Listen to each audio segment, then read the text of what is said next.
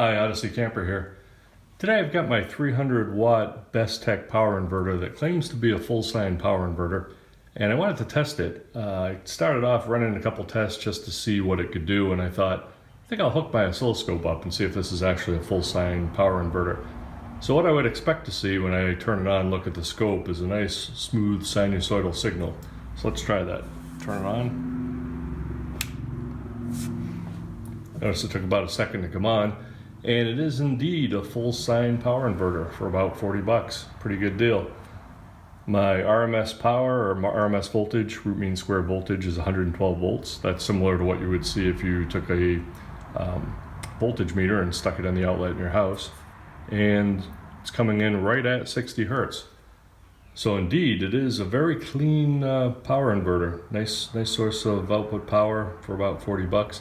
The downside is it's only 300 watts with a 400 watt surge. That's enough to run a lot of things, but you're not going to run heavier appliances off of it. So for comparison, let's see what I will refer to as a cheap-ass power inverter does. Take a look at its signal. So now I have my relatively inexpensive $18 175 watt modified sine inverter connected. And let me power it on and take a look at its signal, see what it looks like. And whoa, you can definitely see that is not a full sine signal. That looks more like a square wave. And my RMS still comes out at 113 volts, so that's fine. Coming in at about 61.5 hertz, somewhere around there, 61.3. So the frequency's on, close enough, and the RMS is fine, but as you can see, we have a modified waveform here. It is not a sinusoidal waveform, so it does not mimic your household current. The cost difference between these two inverters is about $25, so it's not huge, and I would probably go with a full sine if 300 watts is going to be enough. But as you get into larger inverters, you could pay twice as much for a full sine as you do for a modified sine. Now, in many cases, in most cases, your appliances will run just fine on modified sine. But there are some situations, such as running a microprocessor controlled electric blanket, which I do, or if you're going to use an HP laptop, a lot of them carry a warning against using inverters, and they're talking about these modified sine inverters. So as a rule of thumb, you can always use the full sine inverter on anything. Modified sine inverters, you really want to consult the manufacturer's documentation and see if there are any restrictions on it. I've run very expensive TVs using modified sine, and you get a little bit extra noise out of the power converter, but they didn't cause any harm at all. But then I've heard horror stories about people blowing up adapters, especially on HP computers. So read your manufacturer's warranty, read the booklet, make sure that you're using the right inverter. So another question that comes up all the time is, what's the relative efficiency between the different types of inverters? Now, I don't have two inverters that are exactly the same size, so if you're running a larger inverter, it may draw a little bit more power, but just out of curiosity, I'm going to see what the current draw is running a 100 watt light bulb on both of these inverters. So I'll measure the current out of the battery.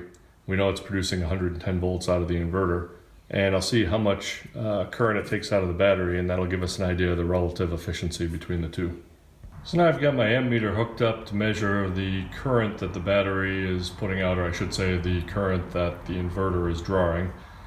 I know I said I would get a 100 watt bulb, but actually all I could find was a 60 watt. Seems I ran out of 100 watt bulbs a while ago and they don't sell them anymore. So I've got my 60 watt ready to go. Now, just looking at the draw with this inverter on, I see that I've got almost 2/10 of an amp, or a little more than 2/10 of an amp, so 200 milliamps. And that's just at idle. Now when I put a load on this, you'll hear the low voltage alarm squeal just because the battery is getting a little low on voltage. But that shouldn't affect this measurement at all. So I turn this on, and I can see that I'm pulling 5.5 amps out of the inverter to light the 60 watt bulb.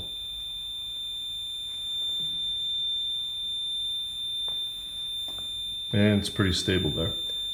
Alright, so now let's see what the full sine does. 5.6 it looks like is where we leveled off to run a 60 watt light bulb. So now I have my Bestek inverter set up. Go ahead and turn it on. Let it stabilize, and it looks like I'm pulling 0.6 amps or 600 milliamps. So almost triple what it was with modified sine inverter. And that's just at idle. It's not, there's nothing on, there's no drain on it. So now let's turn on our 60 watt bulb, see what happens. Well, we jump up to 6.1 amps. So it's pulling 6.1 amps out of the battery.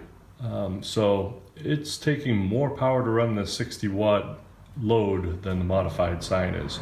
Now I don't know what the conventional wisdom is on power inverters, whether or not they are more efficient if they're full sine or less efficient, or what the arguments on the other side are. So on the output side, full sine versus modified. But I can tell you that just running this simple test, the full sine inverter definitely draws more power out of your battery. Take it for what it's worth. If you want to comment on what you know about inverters down below, feel free to add to the general wisdom. But what I'm seeing is for comparable inverters, modified versus full sine, the full sine is definitely drawing more current than the modified sine. It's not a huge amount of difference, but there is a difference. The modified sine would be more efficient in this application.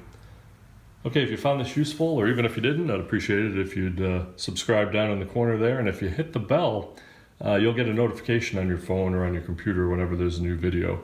I have some more coming up ahead, talking about building a bed in the Phase 2 Honda Odyssey, so I hope you'll join in for that. And thanks for watching.